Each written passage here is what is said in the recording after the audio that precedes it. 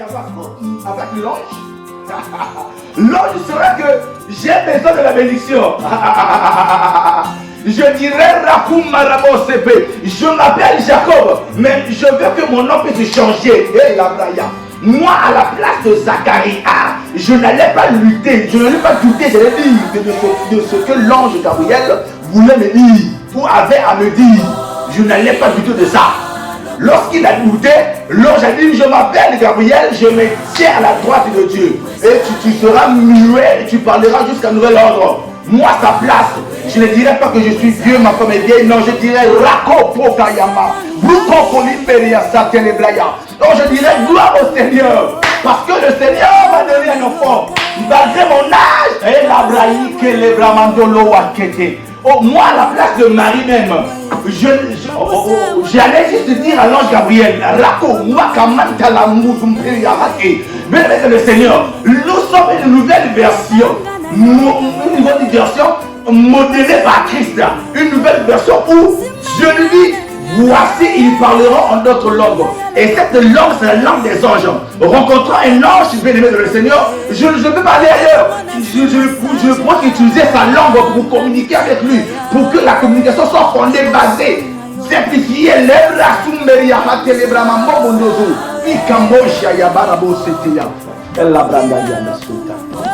Il est déjà chaud, donc que le Seigneur vous bénisse tous.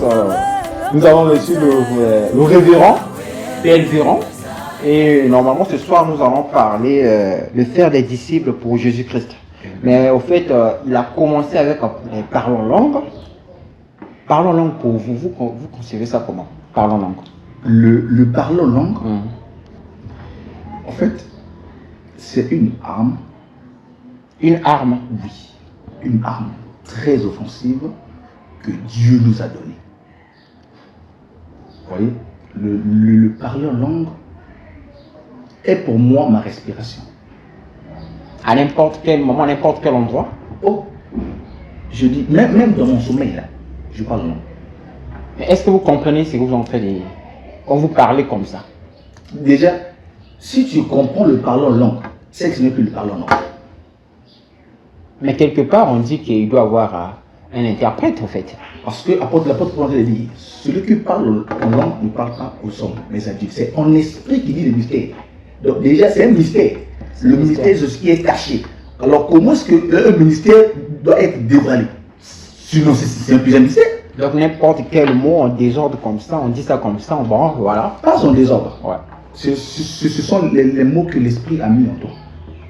Parce que le parler en langue, en réalité, c'est la partie spirituelle qui est éveillée. Amen. C'est la partie spirituelle de l'homme qui est éveillée. Alors lorsque tu parles en langue, tu parles, au fait, tu parles en esprit, tu pries en esprit. Bibliquement parlant, pouvez nous démontrer ça? Bibliquement parlant, oui. Oui, oui.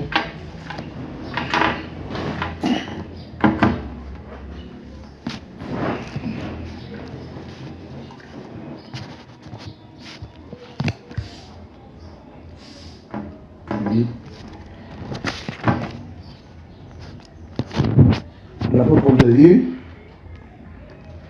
en effet, là je suis dans 1 Corinthiens 14, verset 2. En effet, celui qui parle en langue ne parle pas aux hommes, mais à Dieu, car personne ne le comprend. Et c'est ton esprit qui dit le mystère. D'ailleurs, donc personne ne le comprend là. Même lui-même ne comprend pas. Parce que lui aussi c'est non. Personne ne le comprend. Alors, qu'est-ce qu'il fait? Il s'édifie lui-même. Voyez-vous? Le parler en langue qui nécessite de l'interprétation, c'est un parler en langue où Dieu veut donner un message à son peuple. Oui, un message à son peuple, une prophétie quelconque. Donc il y a deux sortes de parler en langue. Évidemment. Il y a le parler en langue où Dieu veut donner un message et ça ne sera plus le parler en langue pour s'édifier, mais ça sera le parler en langue où donner un message, communiquer la pensée de Dieu à son peuple. C'est ça. Et donc ce que vous venez de faire là, ça n'a rien à voir avec communiquer un message. Voilà, ça n'a rien à voir avec aucun message de la part de quelqu'un parce que La Bible, aux actes des apôtres, ils parlèrent en langue et prophétisaient. Ils parlaient et prophétisaient. Vous voyez? Donc là, c'est parler et prophétiser. Maintenant, ici, là, le parler en langue pour s'édifier soi-même n'a pas besoin d'être interprété. Parce que tu dis des mystères à Dieu. Et seul Dieu te comprend. Aucun homme ne pourra te comprendre. Même toi-même, tu ne peux pas comprendre ce que je dis. Parce que ton esprit a pris le dessus. Et l'esprit, c'est la partie de Dieu en l'homme. Dieu parle à l'homme au travers de son esprit. Donc, c'est ton esprit qui entre en communication avec l'esprit de Dieu. Voilà pourquoi l'apôtre Paul te dit, il nous convient des fois de ne pas savoir ce qu'il nous faut dans la prière. Je dis dans la prière ce qu'il faut. Mais l'esprit intercède pour nous.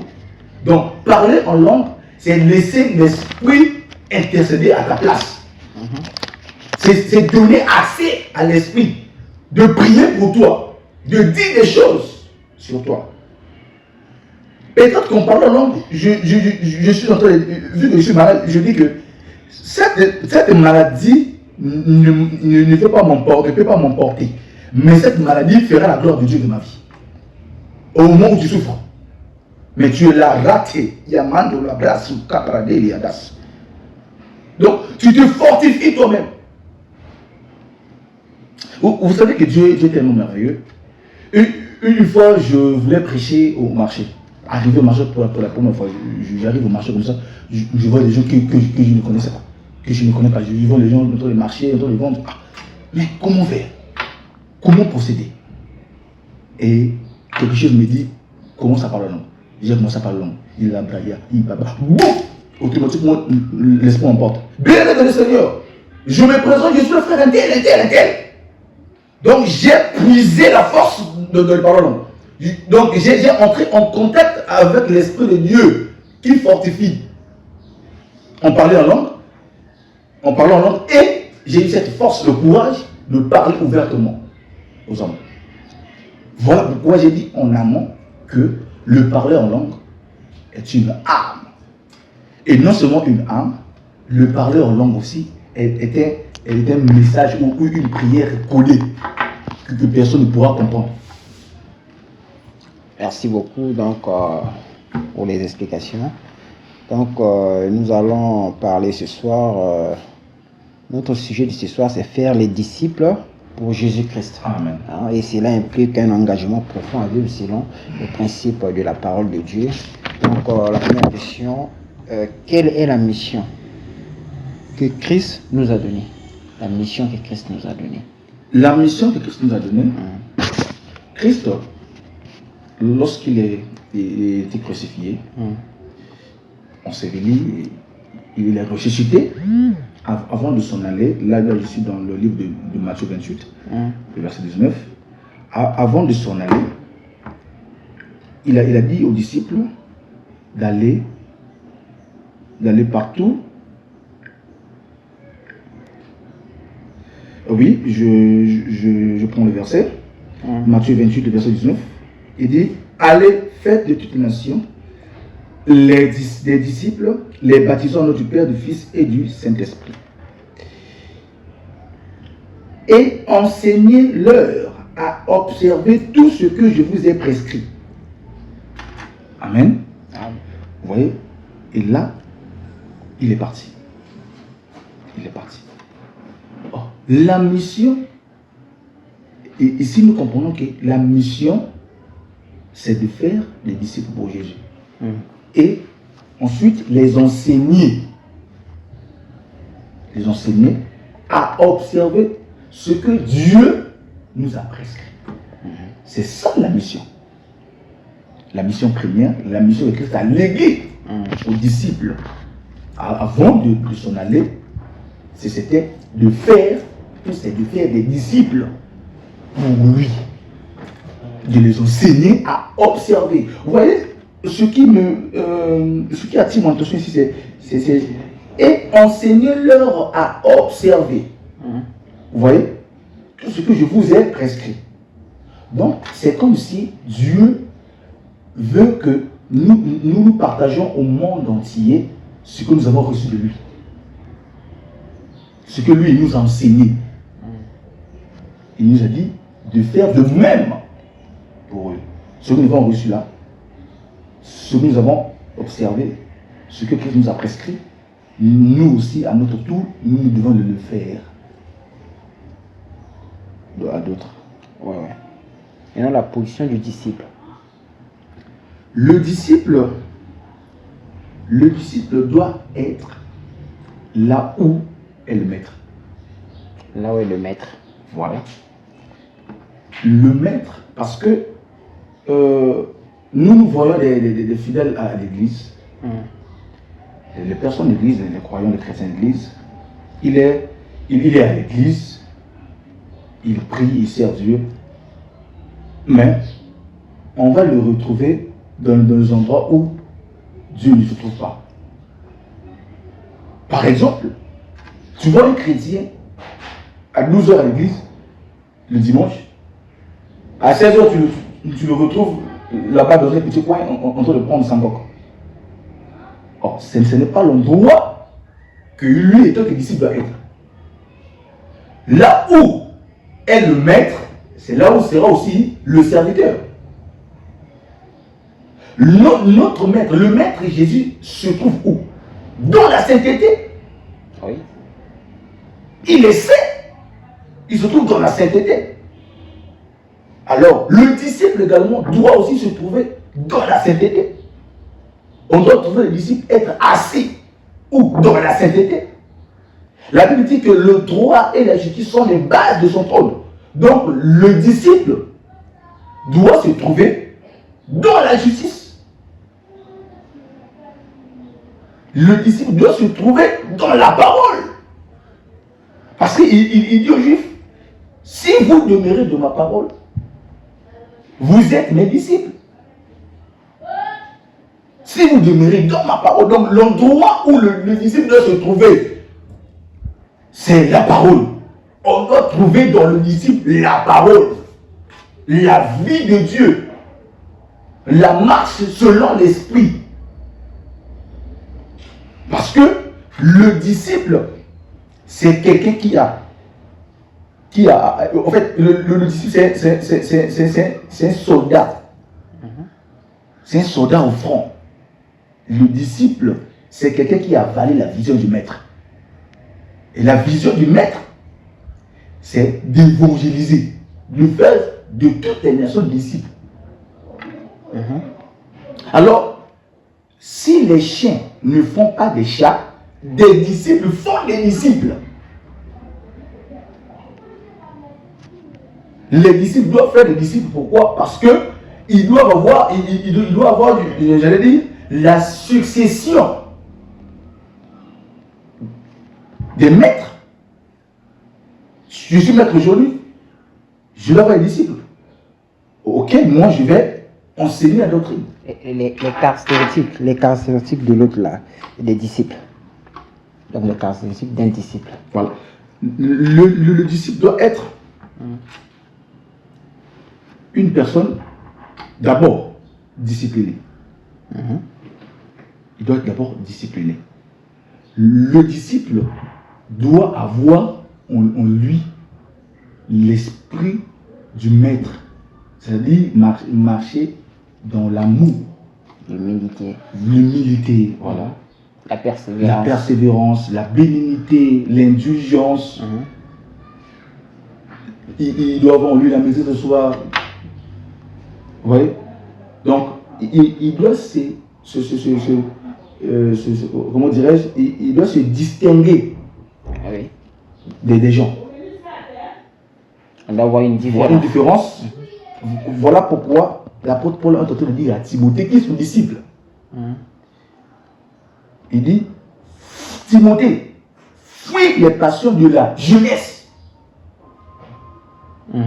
Parce que Timothée est pour Paul un disciple. Il est en train d'enseigner à son disciple les caractéristiques en fait, des disciples. Il dit, fuis les passions de la jeunesse,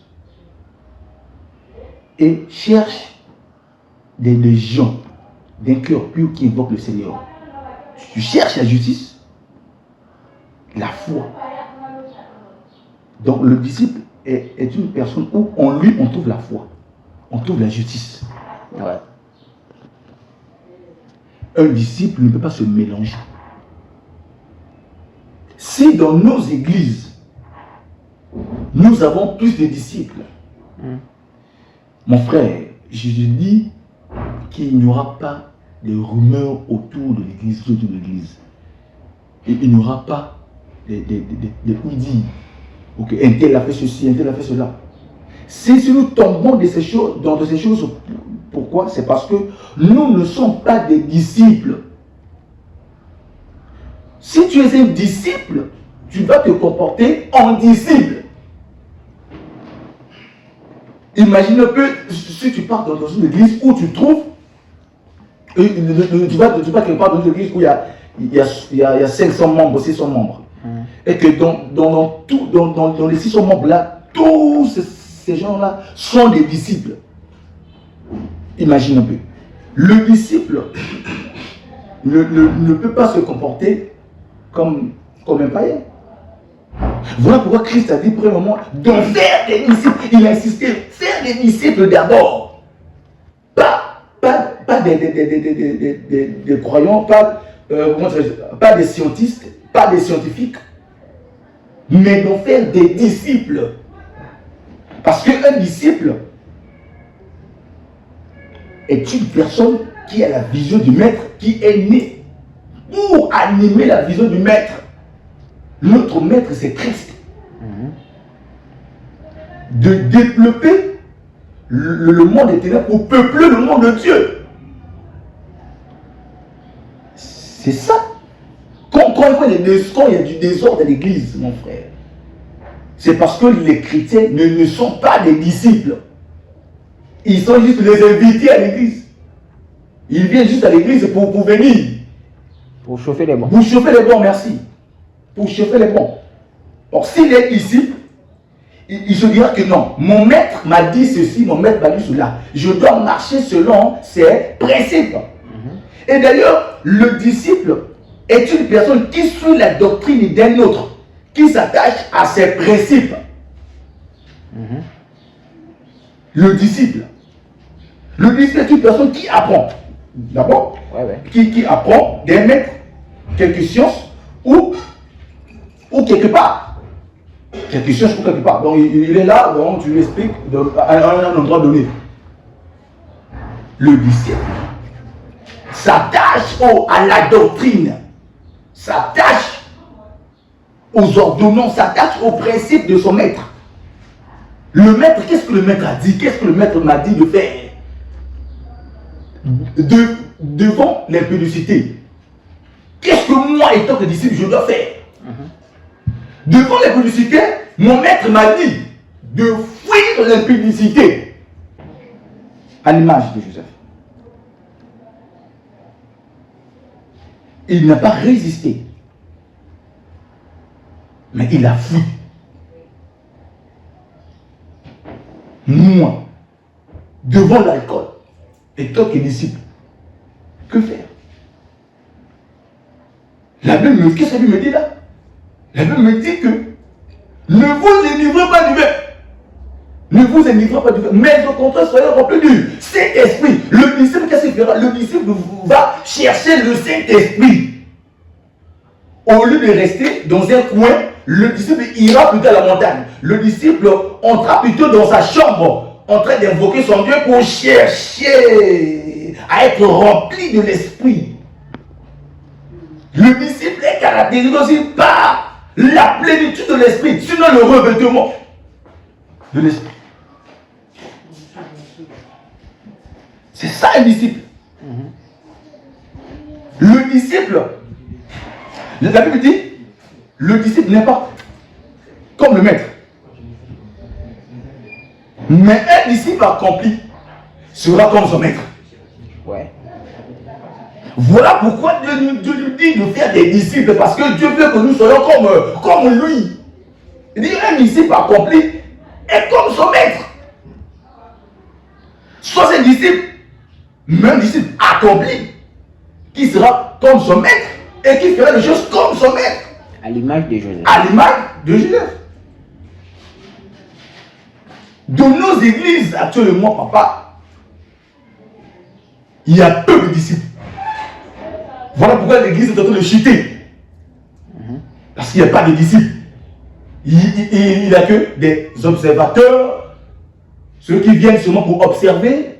Et qu'est-ce qu'il a apporté? Mon pasteur a apporté quoi? Qu'est-ce que le pasteur a dit concernant l'histoire de Internet? Ouais. Alors, le disciple, lorsqu'il arrive à l'église, c'est pour écouter la voix de Dieu. La Bible dit, mais brebis, écoute ma voix. Le disciple écoute la voix du maître. Le disciple fait ce que le maître fait. Quand tu es disciple, frère, devant un mort, oh, comme Pierre, tu diras, Tabitha, lève-toi. Pourquoi? Parce qu'il a vu le maître faire. Il a vu le maître faire. Amen. Le disciple aussi se ressemble à son maître. Voilà pourquoi il était difficile pour les pharisiens, pour les scribes, d'attraper Jésus. Ils n'ont pas passé par un voisin. Ils n'ont pas cherché à trouver un voisin. Ils n'ont pas cherché à trouver même les membres de sa famille pour attraper Jésus. Mais pour attraper Jésus, ils sont passés par un disciple. Parce que là où se trouve le maître, le disciple est là. Il savait là où on pouvait trouver son maître. Et non seulement trouver l'endroit, mais l'identifier aussi. Ils ont pris Judas et dans leur manigance, qu'est-ce qu'ils ont dit? Ils ont dit que Judas a dit, moi j'irai l'embrasser. Parce que il est bien tracé. Voilà, c'est bien tracé. Ils étaient mélangés, donc ils étaient confondus avec ses disciples. Personne ne peut comprendre, ou ni comprendre, ni connaître le maître, puisque son disciple. Voilà pourquoi Jésus-Christ a dit dans Matthieu 12, le verset 25. Elle dit, Père, je te loue de ce que tu as caché cela aux intelligents, et tu l'as révélé aux plus jeunes. Car personne ne connaît le Père si c'est le Fils. Et personne ne connaît le Fils si c'est le Père. Vous voyez pourquoi? Parce qu'ils sont en communion. Amen. Et on ne pouvait pas aussi identifier Jésus si ce n'est pas un disciple. Parce que lui maîtrise. Il sait que celui-là c'est Pierre, ça c'est Jean, ça c'est Philippe, mais celui-là c'est Jésus. Amen. Donc le disciple a la facilité d'avoir ce que le maître a. Le disciple a la façon de faire ce qu'il a vu faire le maître. Donc il est important dans cette génération de retourner à ce que Christ nous a dit. De faire d'abord des disciples. Ne faisons pas des partenaires.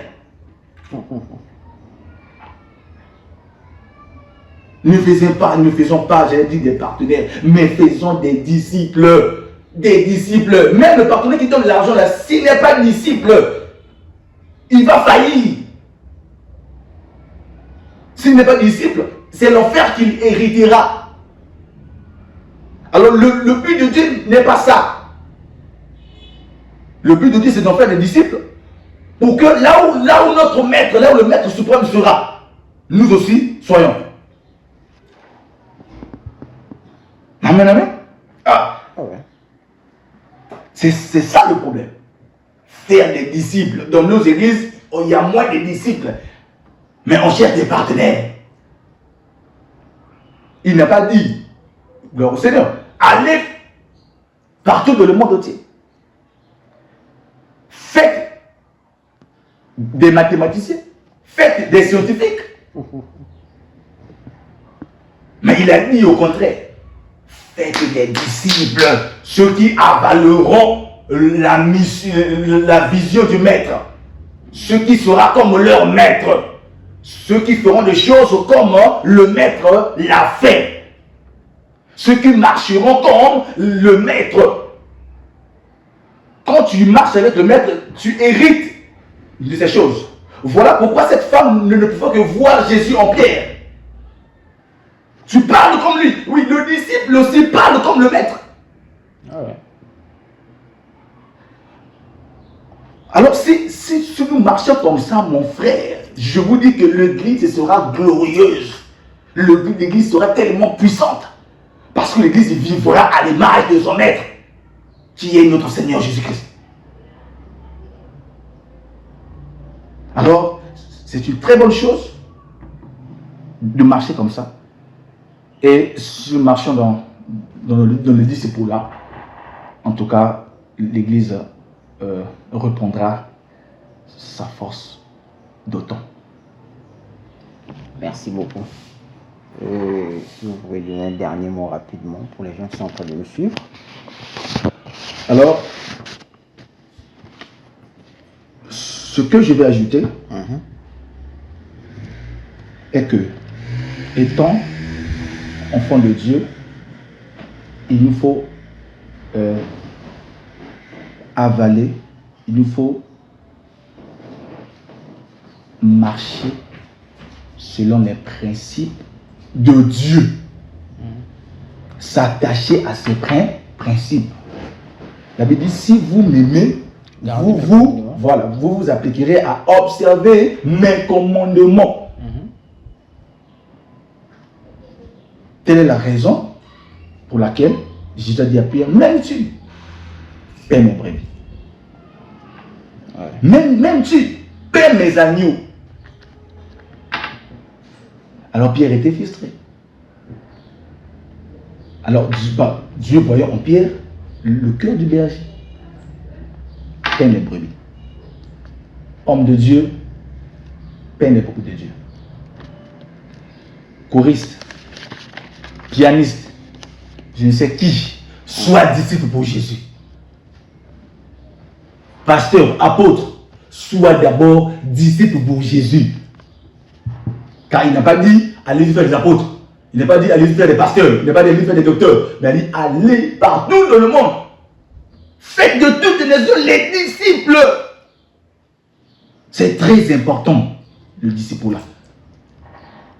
Alors c'était le message que Dieu m'avait mis à cœur. Merci beaucoup, l'homme de Dieu. Si vous avez des gens à saluer, vous pouvez les saluer en passant rapidement. En passant, je salue mon frère Clip. Oui, je le salue. Vous voyez, c'est un peu. Je le salue et je salue tous les hommes de Dieu. Tous les hommes de Dieu. Ils sont nombreux. Donc, je n'aimerais pas mentionner, non? Mais je les salue tous. Merci. Merci. Ah, d'accord. Donc, moi également, j'en profite de saluer également le révérend Clip et le révérend Eli Diaka et tous ceux qui sont en train de nous suivre en direct sur notre chaîne.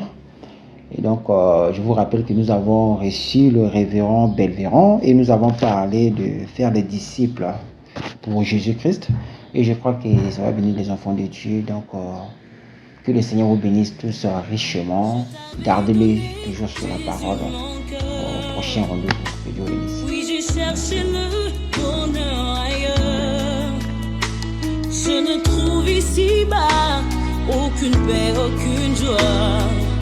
Il n'y a d'amour qu'en toi.